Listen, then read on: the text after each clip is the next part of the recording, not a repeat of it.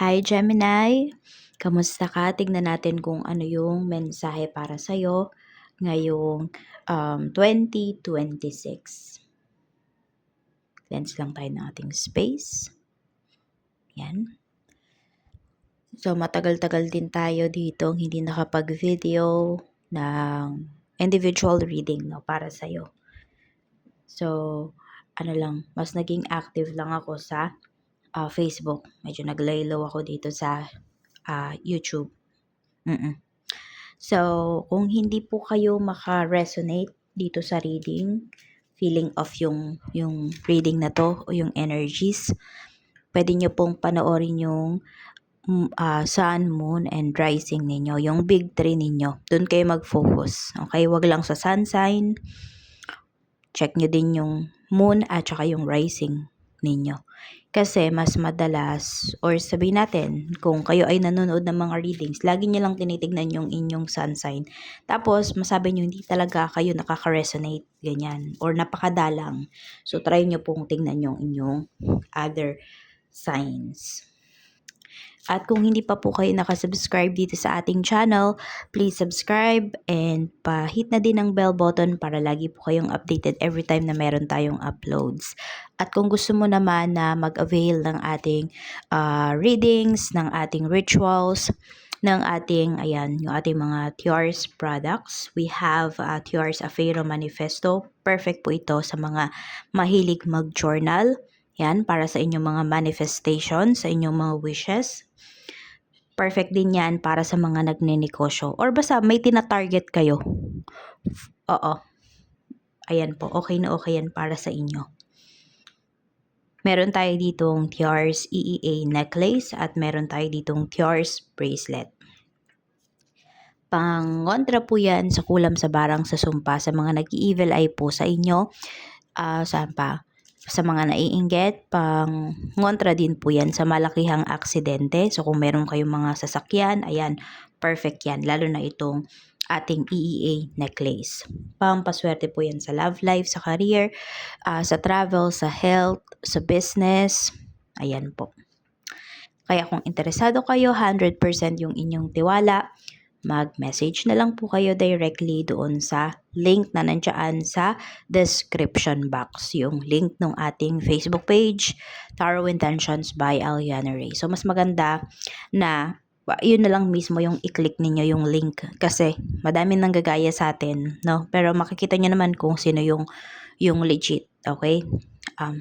Ilan na ba yung followers sa sa Facebook?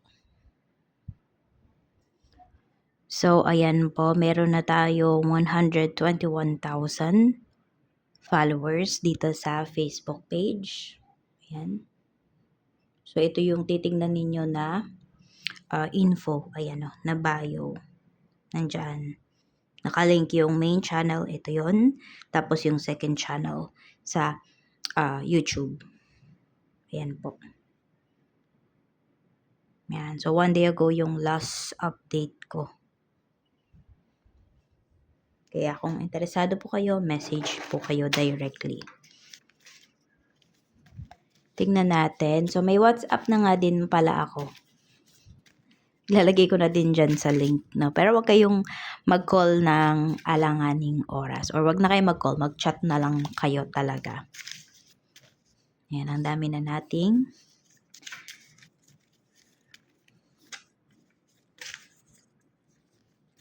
ang haba ng intro pala natin. Lintik na yan. Napakadaldal. Okay, ayan. Tignan natin. We have status married. Meron tayong father issues.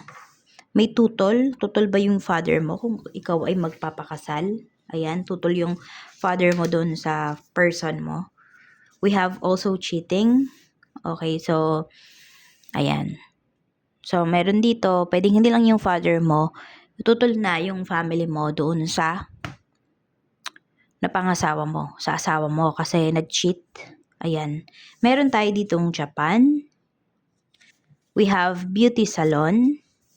So, ito ba yung inyong negosyo or madalas kayong magpasalon, magpagupit ngayong ngayong taon? We have evil eye.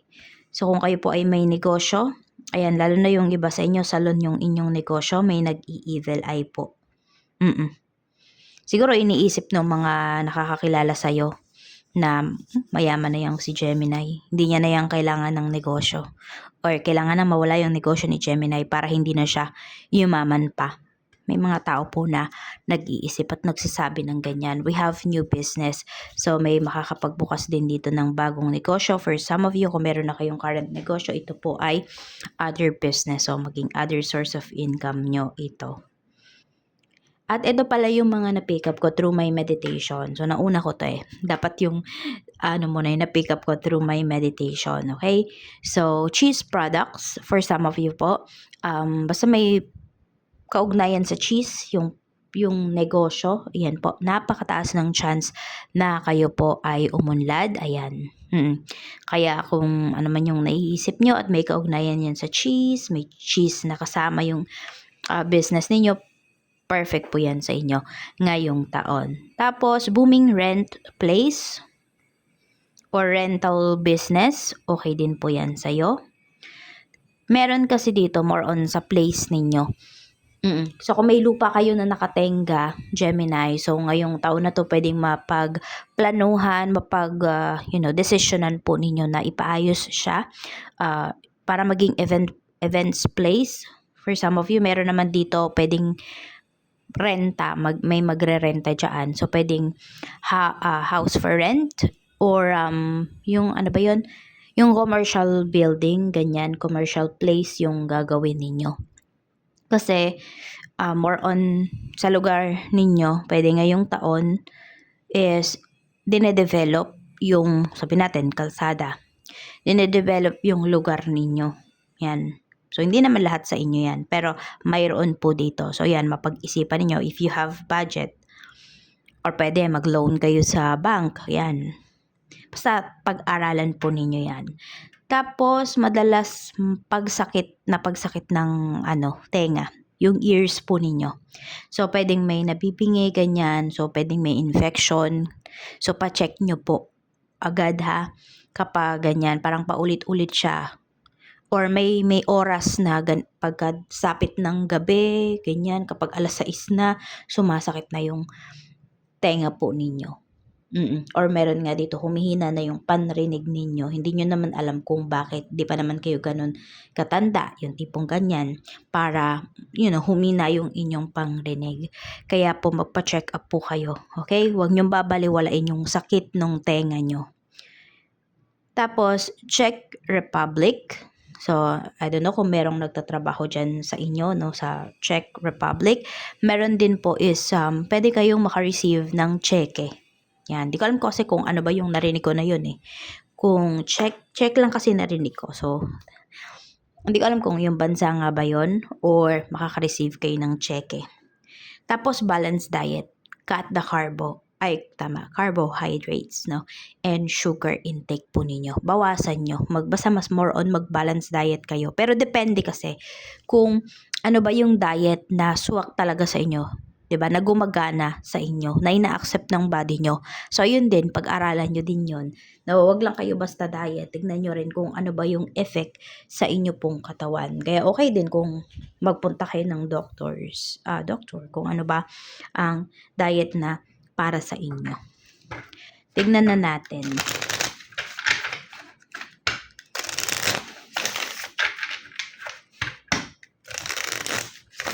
Pwede rin na may ikakasal ha, ngayong taon na to. Overall energy, spirit guide. We have justice. Meron tayong 4 of Pentacles. Pinapakita dito na halos lahat talaga nung pera na ilalabas mo, may babalik sa'yo. May marriage din talaga na pinapakita. So, itong kasal, hindi ko alam kung ikaw ba yung babae or ikaw ba yung lalaki. Pag-usapan niyo yung gastos. Kasi pwedeng dito pa lang magkaroon na kayo ng problema. So, may mga big events no, big occasions na paparating sa life mo ngayong taon na ito.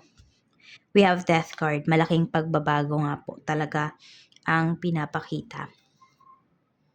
Tignan pa natin. We have Four of Wands. So, malakihan talaga. Malakihan yung mga gastos mo, ganyan. Malakihan yung ilalabas mo. Pero sure naman na may babalik.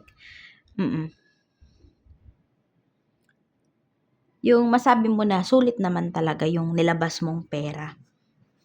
Tapos pang matagalan din siya, mga long terms yung pinapakita dito na mga mangyayari sa life mo. Kaya piliin mo talagang mabuti. Mag-ingat ka talaga, pag-aralan mo siya kasi matagal yung magiging epekto niya sa'yo. So most of the time, ano yung mafe-feel mo during 2026? We have Six of Wands. Marami talagang nakamasid sa'yo. Pero alam mo, you will be very proud of yourself sa lahat ng mga magiging achievements mo, sa lahat ng goals na maa-unlock mo. We have the world. More on travels din yung pinapakita. So, kung meron ka mga gustong lugar, bansa na puntahan, possible, mapuntahan mo siya. Hindi man siguro lahat, pero meron dyan, mapupuntahan ka. So, ano ka, nandun yung excitement, nandoon din yung medyo worried ka rin kasi nga, ang daming nakaabang sa'yo dito. Kaya nga madami din talagang mag-evil eye sa'yo. Gemini, oo. So, ayan, masaya naman, no? Very exciting yung mga mangyayari sa'yo ngayong taon na to. Basta mga big blessings ito, big opportunities. Ano pa? Blessings na paparating nga sa'yo. Tignan natin ngayon, throughout 2026. We have Knight of Swords. May sasakyan na pinapakita dito, pwede rin travel ito. Opportunity na ito, medyo mabibigla ka, tapos i-accept mo. Pero yung effect nito sa'yo, sabi ko nga, long term, maganda.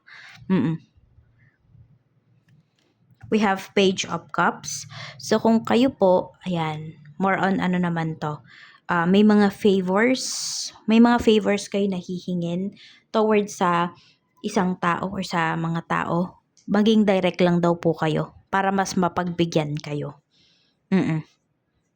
So, ayan, hindi ka talaga mabibigo sa mga taong lalapitan mo ngayong taon na to. Basta pag-aaralan mo lang yung sasabihin mo. Kasi magmamatter din talaga yon. We have Ace of Cups. So, may offer talaga ng marriage dito or ikaw mag-offer ka na ng marriage. We have Two of Wands. Ayan, may travel talaga na pinapakita. So, parang kung ano man yung pinakita rito, ito din yun no? Parang kina-clarify niya lang talaga na yes, or kino-confirm niya na totoo, mayroon talagang travel para sa'yo. May marriage. Ten of Cups. Happy family to. So, kung may magpo-for good man, ayan po, pag-isipan yung mabuti. Kung you have the money, go. No, kung alam nyo na maglalas yung pera ninyo ng ilang years, go mo yan. Kasi kung maglalas yan ng ilang years, pwede kang magnegosyo. No, para mapaikot mo yung pera mo. Bagong bahay din, merong pinapakita rito. Sabi ko nga mga malalakihan talaga, yung opportunity na darating sa'yo na blessings. Mga pagsubok naman, tingnan natin. So, ito, reminder lang to sa inyo ni Universe. Huwag kayong matatakot kapag, sa isang reading, may narinig kayong negative. Kaya yung sinabi sa inyo to remind you na, mag-ingat ka. 'Di ba? Iwasan mo yung ganito. Kasi alam mo na may chance pala na mapunta doon yung sitwasyon mo. Mga pagsubok na kakaharapin mo ngayong taon. Ten of Swords, may betrayal. So, ito yung mga tao na yon, no? Some of you, pwedeng yung father issues na to. Yan. Ito yon, pwedeng feeling mo, binetray ka ng father mo. Baka meron dito, nag-cheat yung person mo, yun pa yung kinakampihan. Tipong ganun po, no? So, may pagtataksil nga, pwede rin pagdating sa pera. And magbibigay ito sa'yo ng stress. Mag-ingat ka kasi mamaya ma-depress ka. Sabi ko nga sa'yo, ano yung kaninang sinabi ko? Ayun yung, 'di ba, yung kung meron kang negosyo, kahit Yung iba sa inyo, hindi ito yung negosyo nyo, hindi beauty salon, but you have the business. Akala ng iba, mayaman ka na. Akala ng iba, 'di ba?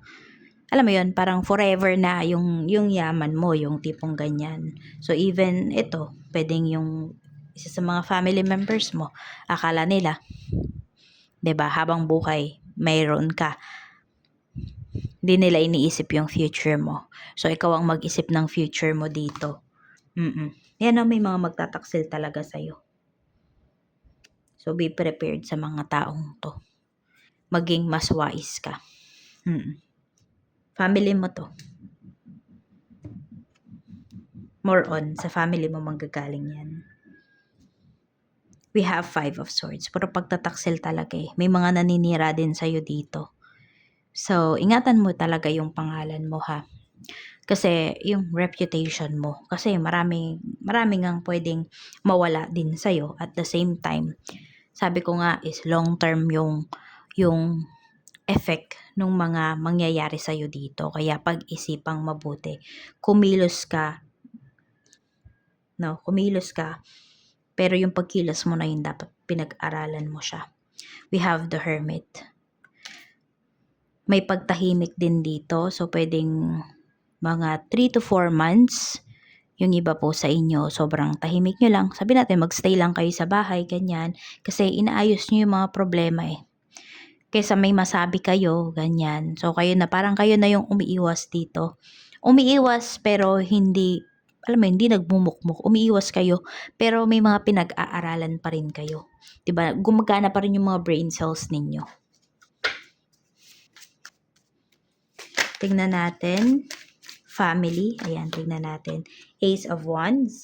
So, tingnan mo. Ayaw kang pakawala ng family. So, for some of you, baka may asawa na kayo, may mga anak na kayo, pero tuloy-tuloy pa rin ba yung pagtulong ninyo sa family ninyo? As yourself, hindi ba naaapektuhan yung family na binuo mo dahil dun sa pagbibigay mo sa family na pinanggalingan mo? Meron kasi dito, kinokontrol ka. Meron tayo ditong The Empress. Kung meron naman pong nagbabalak dito, no? Pwede na merong maging lola na or lolo. Meron din naman po, ayan, madagdagan yung anak or mabuntis na kung yan ay isa sa mga wini-wish po ninyo ngayong taon. We have Page of Swords. So, may batang energy talaga rito. Okay. Meron hindi makaalis. Ayan, meron dito hindi makaalis sa relationship kasi pwedeng bata pa po yung mga anak nyo. So, iniisip nyo din talaga ano ba yung magiging effect nun sa kanila. So, may sacrifices kayo na ginagawa. So, habang nagsasacrifice kayo, paunlarin nyo rin yung sarili nyo. Kung kaya, yung iba po sa inyo, kaya nyo magnegosyo, ganyan, kahit nasa bahay lang kayo, kahit online. So, i-go nyo po yan, Mag-ipon ka ng pera mo. Yes, ng sarili mong pera. Iba pa rin talaga kapag you have your own money. Mapababae o mapalalaki man po. So, work, sa mga maghahanap ng trabaho ngayong taon na to. We have the Sun. This is a very positive card para sa'yo. We have the Magician. Yan. So, pwedeng 4 yung ma-applyan mo. 3 dyan, matatawagan ka. Ma-accept ka. So, pili ka na lang talaga kung ano talaga yung pinakagusto mo. Yung masasabi mo na pag pinili ko yon, wala akong magiging regret. Ganyan. Yun yung piliin mo, Gemini. So, very positive yung energy na to para sa mga naghahanap ng trabaho. Sa mga may current job naman po, kamusta ang 2026? We have 2 of Pentacles. Ito naman nagdadalawang isip. We have the Tower. Merong problema. Merong problema dyan sa trabaho. We have the Star.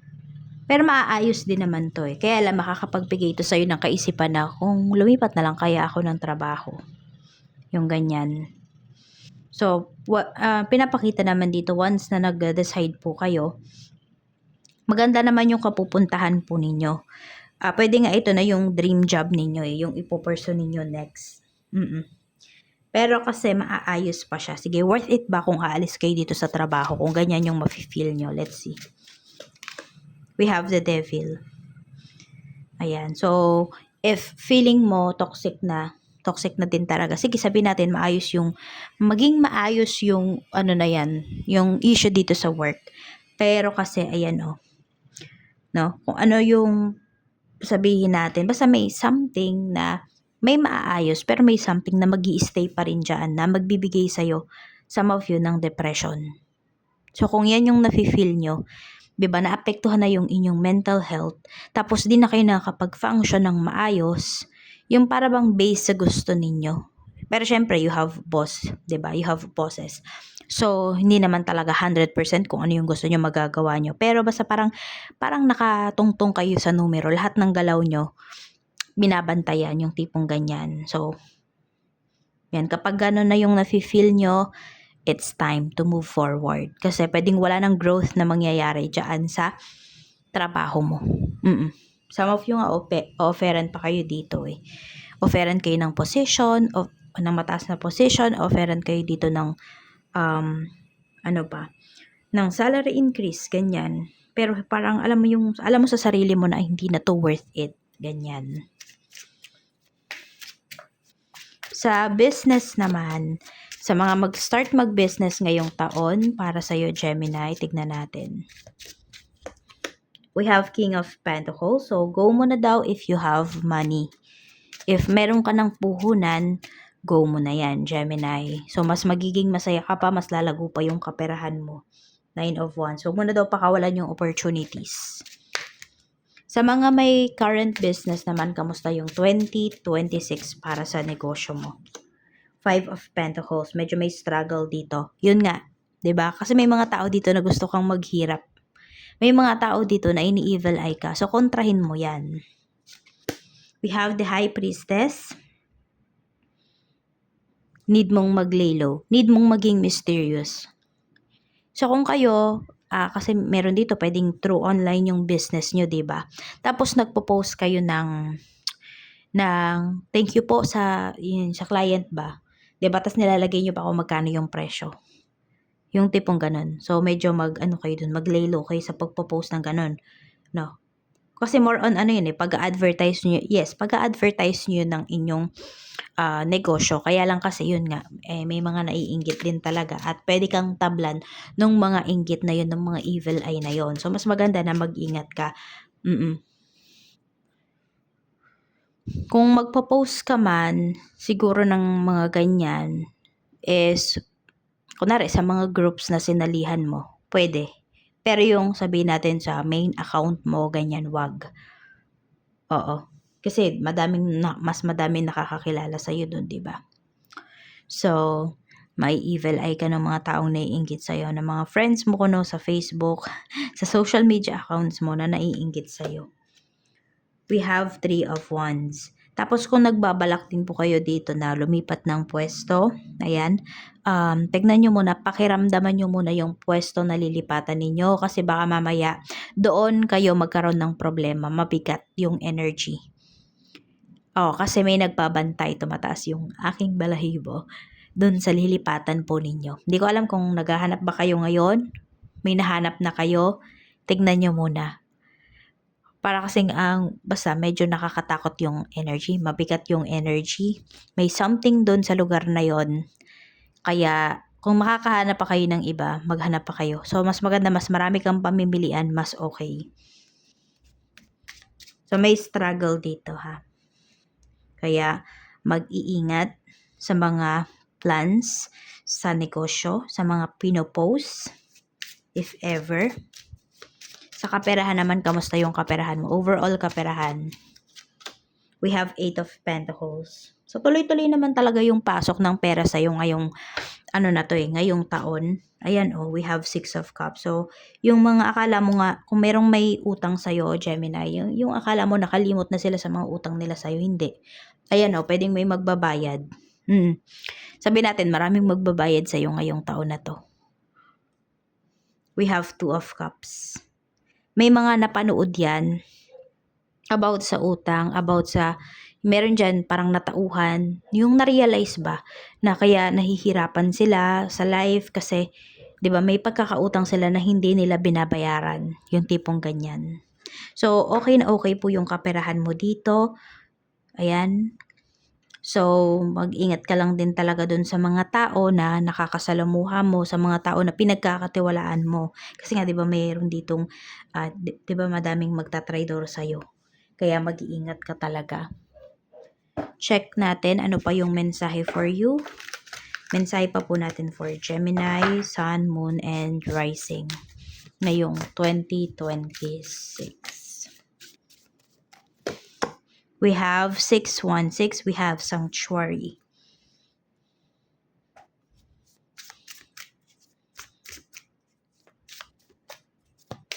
Okay, ito din, as much as possible, mas maganda kung walang nakakaalam kung saan ka nakatira, kung saan yung place mo. Or kung sabihin natin, yung mga tao ba na hindi ka naman talaga kilala, ganyan. So, huwag kayong magpo-post ng, kunwari, ng about sa bahay nyo. Oo. Huwag din kayo masyadong, ayan, or secure mo yung, sabi natin, yung bedroom mo, yung kung may office ka man, secure mo yon. So, mas walang nakakapasok, mas okay. I mean, kasi energy mo lang yung nandoon sa lugar na yon. We have authenticity. So, napakahalaga po nito, no? 427, be yourself. Diba? Unique ka on your own ways, Gemini. We have infinity. Yan. So, protect what's yours, be yourself, and tuloy-tuloy po ang, ang kasaganaan na marireceive mo ngayong taon na ito. So, check naman natin ang iyong health. Kamusta naman ang health? Digestion. Ingat lang sa mga kinakain. Ayan, either madalas kayong mag-LPM or mas mapapadalas na maging bloated po kayo.